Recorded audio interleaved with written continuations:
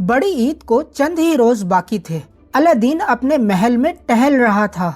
इसके चेहरे पर परेशानी के आसार साफ दिखाई दे रहे थे। जिन ने आकर ताज़ा फलों का टोकरा मेज पर रखा। इसने अपने आका को इस हालत में देखकर पूछा, क्या हुआ मेरे आका, क्या कोई परेशानी है? मुझे बड़ी ईद की फिक्र है। मैं चाहता हूँ इस बार दुम्बे की कुर्बानी करूँ। दिन करीब है मगर मेरे पास कोई दुम्बा नहीं। अलादीन ने तफसीलन जवाब दे दिया।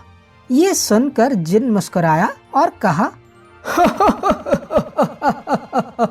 अरे ये भी कोई परेशानी की बात है। इसने कुछ पढ़ा और चुटकी बजाई। अगले ही लम्हे महल में 5 सेहतमंद दुम्बे यहाँ वहाँ फिरने लगे।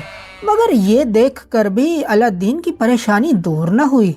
उसने जिन से कहा, इस बार मैं ऐसी कुर्बानी करना चाहता हूँ जिसमें मुझे खुदा के सिवा किसी की मदद और ताउन हासिल न हो। जिनको कुछ समझ न आया तो अलादीन ने मजीद तफसील बता दी।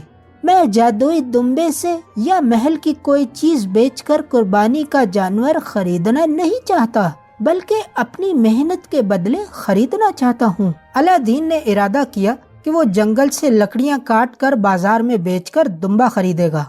इस मकसद के लिए उसने जंगल की राह ली। जिन भी चुपके से उसके पीछे निकल पड़ा। जंगल पहुंचकर अलादीन ने एक लड़के को देखा जो सहमा हुआ बैठा था। अलादीन ने जाकर उससे पूछा, क्या तुम्हारे पास बेचने के लिए कोई दुम्बा है? मैं इसके बदले बहुत सारी लकड़ियां काट कर तुम्हारे घर पहुंचा दूंगा। लड़के ने ये सुनकर कहा, बेचने के लिए तो मेरे पास कोई दुम्बा नहीं, मगर मैं तुम्हें इनाम में एक दुम्बा जरूर दे सकता हूँ अगर तुम मेरा एक काम करो तो। अलादीन ने खुश होकर फौरन कहा, बताओ क्या करना है मुझे, मैं सब कुछ करने को तैयार हूँ। लड़के ने एक तरफ इशारा करके अलादीन को तफसील बयान की। अभी अभी एक खतरनाक भेड़िया मेरे 4 दुम्बों को अगवा करके ले गया है।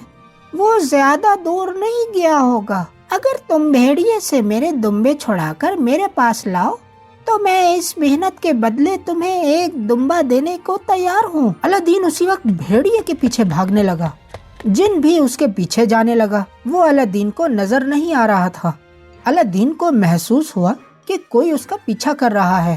वो समझ गया कि ये कौन है। उसने जिन को आवाज दी तो वो हाजिर हुआ। अलादीन ने गुस्से से जिन को पुकारा, मैंने तुम्हें कहा भी था कि इस काम में मुझे खुदा के सिवा किसी की मदद नहीं चाहिए, अब जाओ यहाँ से। जिन बेचारे ने आंखें नीचे की और वहाँ से चला गया। अलादीन भेड़िए के पंजों के निशानात देखकर आगे बढ़ने लगा। उसे रास्ते में एक नोकदार लकड़ी मिली जिसे शिकारी आम तौर पर शिकार के लिए इस्तेमाल करते हैं। उसने लकड़ी उठा ली। अलादीन ने एक पहाड़ी के करीब दुम्बों और भेड़ियों को देख लिया। वो लकड़ी पीछे छुपाकर बिला खौफो खतर भेड़िए के सामने आ गया। भेड़िए ने उसे गजबनाक अंदाज में देखा। अलादीन फिर भी मुतमईन नजर आ रहा था। भेड़िया अलादीन पर हमला करने के लिए आगे बढ़ा तो उसने फौरन पीछे वाला हाथ आगे कर दिया। नोकदार लकड़ी भेड़िए के सीने में पेवस्त हो गई और वो वहीं मर गया। अलादीन सारे दुम्बों को लड़के के पास ले गया। लड़का अपने दुम्बों को देखकर बहुत खुश हुआ। उसने वादे के मुताबिक अलादीन को इनाम के तौर पर एक दुम्बा दे दिया।